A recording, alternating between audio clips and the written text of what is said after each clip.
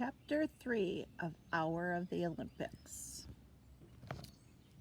I hope you have been able to get outside. I'm going to try and read the book outside because it is still so nice out. Chapter 3, The Secret Poet. The bearded man smiled at Annie. "My name is Plato," he said. "Plato," said Jack. That name sounded familiar. "You may have heard of me," the man said. "I am a philosopher." "What's that mean?" said Annie. "A lover of wisdom," said Plato. "Wow," said Annie. Plato smiled at her. "It's odd to see a girl walking so bravely through Olympia," he said. "You must be from far away." "We're Jack and Annie," said Annie, "and we come from Frog Creek, Pennsylvania. It's very far away." Plato looked puzzled. Annie turned to Jack. "I think we should show him our cards," she said in a low voice. "He's a lover of wisdom." Jack nodded. He reached into his bag and took out the secret library cards. He showed them to Plato. The letters M and L that stood for Master Librarian glittered on the cards. "Amazing," said Plato. "I've never met such young Master Librarians. Why have you come to Olympia?" Jack pulled out the piece of paper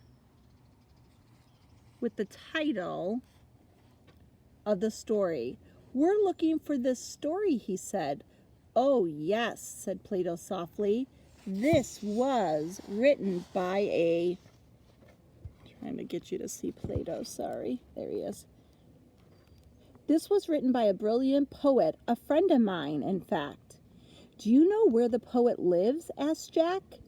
"Very near here," said Plato. "Will you take us there?" asked Annie. "Yes, but I must warn you, never tell anyone who the poet is," said Plato. "It's a secret." "We won't," said Annie. Plato led them away from the outdoor theater. They started down a dirt road. It was crowded with people heading to the games. Plato stopped at the door of a sand-colored house with a brick roof.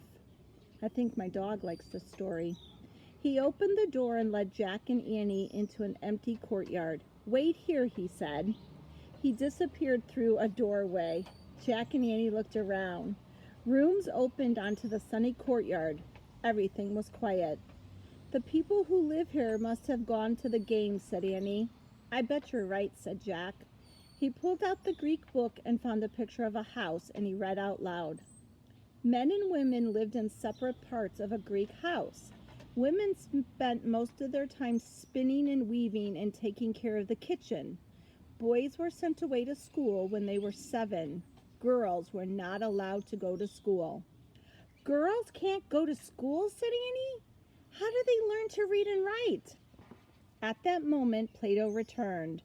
With him was a young woman dressed in a long tunic with a colored border. She was holding a scroll. Annie smiled a big smile. "Finally," she said, "another girl." "Jack and Annie, meet our secret poet," said Plato. Tomorrow we'll read chapter 4.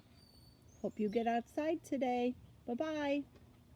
Bye. Say bye, Seb.